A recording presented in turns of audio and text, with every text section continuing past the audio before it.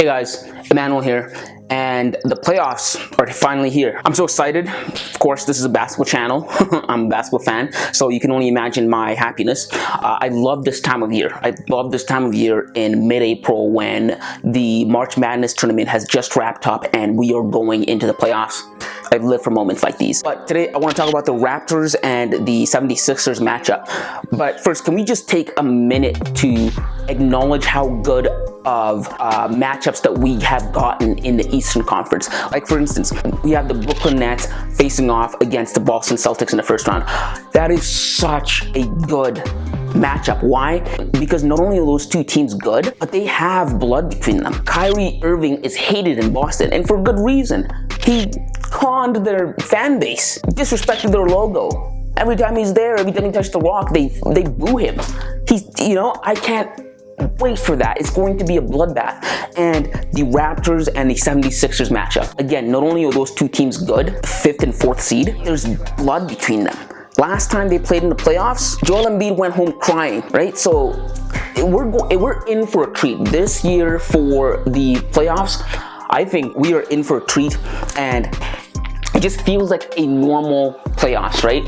Even the old NBA Finals logo is coming back. So I'm just kind of excited for this year. But let's move on. Today I want to ask the question and answer it. Do the Raptors have a chance of beating the 76ers? Obviously, I'm a Canadian, right? So I root for the Raptors. But I'm going to try and answer this question. I think that the Raptors do have a good chance of beating the 76ers. And I'm not just saying that because I'm biased. But here's why I think that though. Number one, the Raptors have the 76ers number. If anybody can beat the 76ers, it's the Raptors. Just like 2019 when the Raptors beat the 76ers, nobody thought that the Raptors were going to go anywhere. They ended up winning the championship, but no one thought that they were going to beat the 76ers. They went on to beat the 76ers in Game 7 and sent Joel Embiid home packing and crying, and oh god, it was just bad. But yeah, these two teams have blood between them. One of them has the other's number. And barring Kawhi Leonard and Kyle Lowry, all the components that were there when the Raptors beat the 76ers last time they faced off are still there. And that's coaching. Number one is coaching. But I'm going to get to coaching later on in the video. But yes, the Sixers are the favorite in this matchup. They're the number 4th seed, right? They have a former MVP in James Harden, who is also a former scoring champion. They also have the front runner for the MVP in Joel Embiid, who's coming off of probably the best season of his career this year. Yeah, the 76ers are the favorite, right? But what if I told you they're not as big of a threat or juggernaut as everybody makes them out to be? And why do I think that? Well, because of James Harden, right? They just acquired James Harden about 2 months ago. James Harden's had like a little stint of playing with them. He hasn't had that experience playing with them, but he's been awful for the amount of time that he has been there. In his last 5 games, these are his stats. Last 5 games, James Harden. Against Indy, he was 7 of 16, 43% shooting. Against Toronto, he was 3 of 12, 25% shooting. That's terrible. I'm telling you, he's not going to be able to play well against the Raptors' length. Indiana, again, he was 4 of 10, 40%. Cleveland, 4 of 13, 30.8%. Terrible. Against Charlotte, 4 of 10, 40%. Absolutely atrocious. Jalen Rose said that his shooting percentages look like tour dates. Just last year. So for James Harden, his stats got to look more like his MVP years in Houston, where they were supersized. Now they look like concert tour dates. I just was looking at them. 4 for 15, 4 for 10, 4 for 13, 3 for 12. He on tour. He gonna need the ball. He's traveling with Lil Baby on his concert tour. And he's right. They look like tour dates. It's so bad. He's been so bad for them. And let's face it, James Harden hasn't been himself this last year. Ever since the NBA cracked down on foul baiting, trying to create your own fouls, James Harden has been a husk, a shell of his former self. And it isn't just the foul baiting, shooting, atrocious. I was watching the 76ers play. This guy cannot hit a 3 to save his life. And I'm the biggest James Harden fan, right? Like, I'm such a huge James Harden fan, it's annoying. I've been told that before. I love James Harden, but I have to call a spade a spade. James Harden has not been himself ever since the season started, right? His shooting is garbage.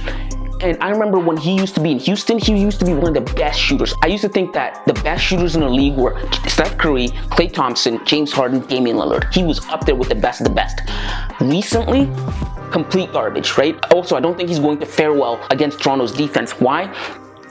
Because not only has his shooting gone down, he's lost his explosiveness. And I think that was one of the reasons he ended up leaving Brooklyn. Because the rumors are that after Kyrie Irving completely washed him and beat him in practice, Kyrie said that he was washed up. KD was surprised at how much explosiveness he had lost, and I believe it. Why? Because I was watching the Nets play the 76ers, and Kyrie Irving, 6'3" Kyrie Irving, was locking down 6'5" James Harden. I'm like, dude, he's smaller than you. Kyrie is Steph Curry's size. James Harden used to torch Steph Curry all the time in the playoffs. Granted, they never won the series, but the plan in Houston was always to get that matchup of Steph Curry on James Harden, because Steph could just no smaller guard could guard James Harden. Yet Kyrie Irving was completely locking him up, and he was terrible. I don't think he's gonna fare well against Toronto's length. Toronto's way longer than Brooklyn Nets are. They're gonna give him more problems than the Brooklyn Nets could have ever given him, right? And you even saw those stats. He shot 25% playing against Toronto last time they played. Listen, he's fallen off. And I'm not afraid to say it. Furthermore, we know James Harden's history and proclivity to lose in the playoffs in prior years. James Harden's a great regular season player, right? Time in, time out. Ever since James Harden was traded to the Rockets in 2012, he's come up short in huge, meaningful games that he should have won against the Spurs, and mainly against the Golden State Warriors. James Harden's come up short, right? We know he isn't as good in the playoffs, and I think that's not going to change this time around, right? It's not going to change this time around. He kind of disappears in the playoffs. I think the moments become too big for him, and I think that might happen. That's probably going to happen if Nick Nurse is the coach. He's going to create a situation in which James Harden just can't thrive, right? And that's going to leave it all up on Joel Embiid, and you're not going anywhere if Joel Embiid is the only guy that is going to produce you anything, right? Because in my opinion, Nick Nurse is going to coach well against that. He's going to create a solution for that. So while Joel Embiid might be great for the Sixers, James Harden may prove to be their Achilles heel. He may prove to be a liability more so than an asset. Now, moving on to the coaching. I think in this aspect, the Toronto Raptors have the 76ers completely outclassed, right? Nick Nurse, in my opinion, is a way better coach than Doc Rivers is. And I'm going to explain to you why. Nick Nurse has proven himself time and time again. Every single time, his best players have left. Kawhi Leonard leaves, the Raptors make the playoffs. Kyle Lowry leaves, the Raptors make the playoffs. He coaches and he does great with what he's given, as opposed to Doc Rivers. Like James Harden, Doc Rivers has a history of shrinking in the playoffs. This goes back all the way to his super team in Boston. Now, he won a championship with Boston. That was 14 years ago. That was so long ago, right? Then he went to Los Angeles with the Clippers. He had a super team of Chris Paul, DeAndre Jordan, Blake Griffin, stunk it up. Didn't get anything done. Then he inherited and got Kawhi Leonard and Paul George. 2 years, stunk it up, had nothing to show for it. Got fired. Now he's in Philadelphia. Last year, stunk it up with Ben Simmons and Joel Embiid. This has been going on for over 10 years. He's not that good of a coach. I think the Raptors have a way better coach than the 76ers. And I think that Nick Nurse has a 76ers number. I think that Nick Nurse is just as pumped up and fired up for this matchup as anybody else. In fact, this is what he had to say about the matchup. Quote, "I think it's going to be a slugfest." That's a baller right there. So this is shaping up to be one of the best matchups that we're going to get in the playoffs. Raptors are the 5th seed, so it's not that big of a discrepancy there. Raptors know how to coach against the 76ers. Raptors have the advantage with coaching. Another thing I like about this is I like that Scottie Barnes, the rookie for Toronto, is getting his footing in the playoffs at an early age. First year as a rookie, he's in the playoffs. Why? Because this is going to sharpen, toughen him up, and make him a better player. off the rip, he's going to now understand what it takes to win the playoffs. The kind of intensity, the atmosphere that comes with playing in the playoffs. Going forward, this is going to set a benchmark for him.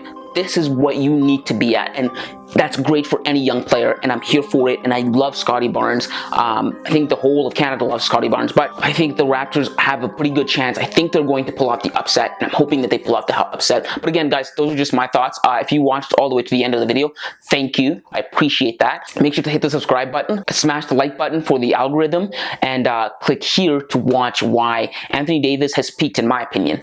And aside from that, see you next time, kids.